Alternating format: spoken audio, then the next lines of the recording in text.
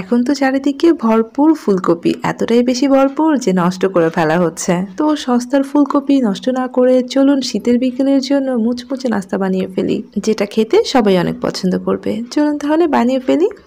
তো ফুলকপি নিয়েছি, ফুলকপির দাম তো একদমই কমে গিয়েছে, মাত্র 5 টাকা করে 10 টাকা করে পিস বিক্রি হচ্ছে। তো ফুলকপির আমি ডাঁটাগুলোকে সরিয়ে ফেলে ফুলকপিটাকে দুভাগে ভাগ করে নিচ্ছি।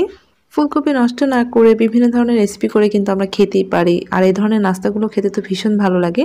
তো আমি যেহেতু আজকে ফুলকপির মুচমুচে পাকোড়া তৈরি করছি, আর ফুলকপিটাকে আমি একদম এরকম ছোট ছোট করে কেটে নিয়েছি, খুব বেশি বড় না, ছোট ছোট করে ফুলগুলোকে আলাদা করে নিয়েছি।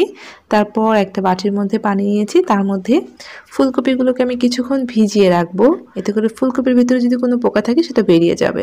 তো কিছুক্ষণ ভিজিয়ে রাখার পরে আমি ফুলকপিগুলোকে খুব ভালো করে ধুয়ে নিয়ে আসছি। ফুলকপিগুলোকে খুব ভালো করে ধুয়ে নিয়েছি। এখন আমি চুলায় পানি বসিয়ে দিয়েছি একটা প্যানের মধ্যে, তার মধ্যে আমি সামান্য একটু লবণ দিয়ে দিলাম। লবণটাকে একটু মিক্সড করে নিয়েছি, তারপর ধুয়ে রাখা ফুলকপিগুলোকে এই পানির মধ্যে দিয়ে দিচ্ছি, আর এগুলোকে একটা বলক তুলে সিদ্ধ করে নিব। একবার বলক তুলে নিব, খুব বেশি কিন্তু বলক দিয়ে জাল করা যাবে না। যখনই একটা বলক চলে আসবে তখনই এগুলোকে পানি থেকে তুলে নিতে হবে, খুব বেশি পরিমাণে সিদ্ধ করা যাবে না। দেখেন একটা বলক চলে এসেছে, এখন আমি একটা স্ট্রেনার দিয়ে ফুলকপিগুলোকে পানি থেকে তুলে নিচ্ছি। চুলাটাকে বন্ধ করে দিলাম যাতে বেশি সিদ্ধ না হয়ে যায়। একটা বলক আসলে কিন্তু নামিয়ে নিতে হবে, আর এতে করে কপিটা কিছুটা ভাপানো হয়ে যাবে। তো আমি কপিগুলোকে একটা বাটির মধ্যে তুলে নিচ্ছি।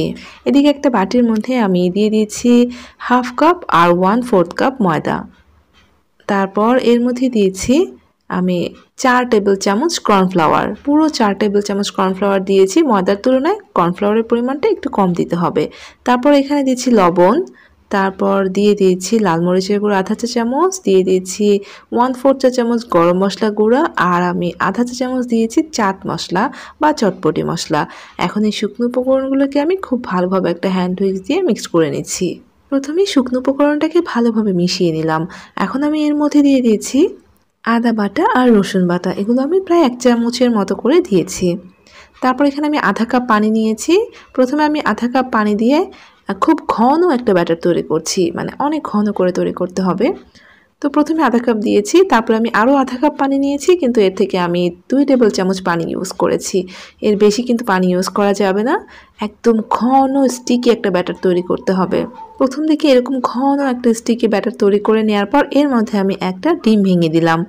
তারপর ডিমটাকে খুব ভালো করে মিক্সড করে নিচ্ছি, আর এরপরেই দেখবেন যে ব্যাটারটা কিছুটা পাতলা হয়েছে, এর ঘনত্বটা অনেকটা কমে এসেছে।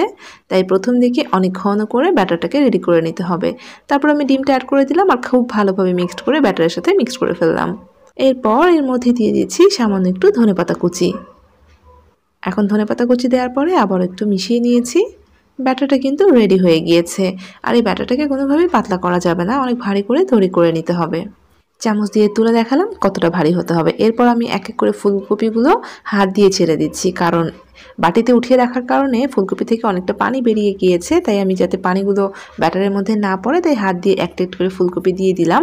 আপনারাও কিন্তু এভাবেই দিবেন যাতে এক্সট্রা পানিটা ব্যাটারের মধ্যে না পড়ে যায়।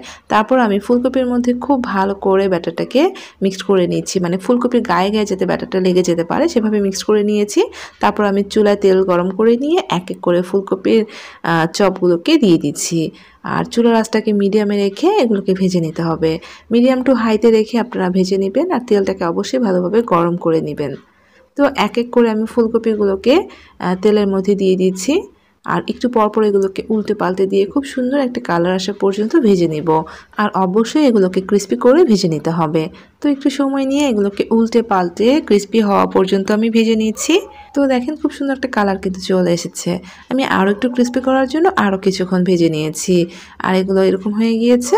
এখন তেল থেকে তুলে নিব, আর এগুলো কিন্তু অনেক ক্রিস্পি হয়েছে আর কিছুটা ফুলেও গিয়েছে, যেহেতু ডিম ইউজ করেছি তাই এগুলো বেশ কিছুটা ফুলে গিয়েছে। সবগুলো খুব ভালোভাবে ভাজা হয়ে গিয়েছে, আর আমি এখন এগুলোকে তেল থেকে তুলে নিচ্ছি। তৈরি হয়ে গেল ভীষণ মজার ফুলকপির মুচমুচে পাকোড়া। এখন যেহেতু ফুলকপি একেবারেই সস্তায় পাওয়া যাচ্ছে, তো ফুলকপি দিয়ে এরকম দারুণ দারুণ নাস্তা আপনার বাড়িতে তৈরি করতে পারেন। তার সাথে ফুলকপির আরও অনেক ধরনের রেসিপি রয়েছে, সেগুলো তৈরি করতে পারেন। তবে ফুলকপির পাকোড়া কিন্তু অনেক বেশি ফেমাস। যারা অনেক মুচমুচে পাকোড়া তৈরি করতে যাচ্ছেন তারা আমার রেসিপিটা ফলো করতে পারেন। আশা করছি আপনাদের কাছে আমার এই ফুলকপির পাকোড়াটা অনেক বেশি ভালো লাগবে। আপনার বাসায় তৈরি করবেন। আর কেমন লাগলো প্লিজ কমেন্ট করে জানাবেন। ভালো লাগলে রেসিপিটাতে একটা লাইক দিয়ে যাবেন, তার সাথে চ্যানেলটাকে সাবস্ক্রাইব করে প্লিজ আমার সাথেই থাকবেন। সবাই ভালো থাকবেন। আল্লাহ হাফিজ।